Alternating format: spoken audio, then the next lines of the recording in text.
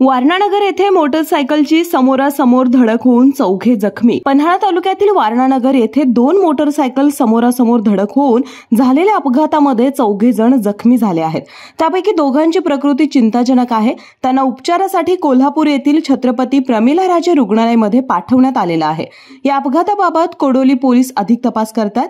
पन्हाळा तालुक्यातील वारणानगर ते वाठार रोडवर बाबू पार्कच्या नजीक दोन मोटरसायकलमध्ये समोरासमोर धडक होऊन झालेल्या अपघातामध्ये चौघे जण गंभीर जखमी झाले आहेत।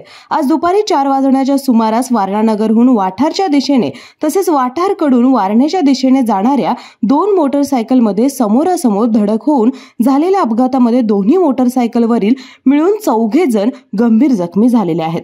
अपघातानंतर स्थानिक नागरिकांनी वारणेचा वाघ फाउंडेशनच्या रुग्णवाहिकेतून जखमींना दवाखान्यात पाठवले। जखमींपैकी वैभव नाईक आणि दीपक कांबळे हे दोघे जण गंभीर जखमी असल्याने त्यांना उपचारासाठी कोल्हापूरच्या छत्रपती प्रमिलाराजे रुग्णालयामध्ये पाठवण्यात आलं आहे।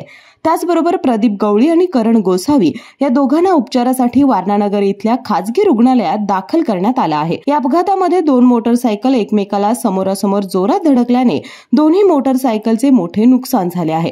जखमींपैकी वैभव नाईक हा पन्हाळा तालुक्यातील पोखले गावचा रहिवासी असून दीपक कांबळे, प्रदीप गवळी आणि करण गोसावी हे तिघे कोडोली गावचे रहिवासी आहेत। या अपघाताबाबत कोडोली पोलीस अधिक तपास करत आहेत।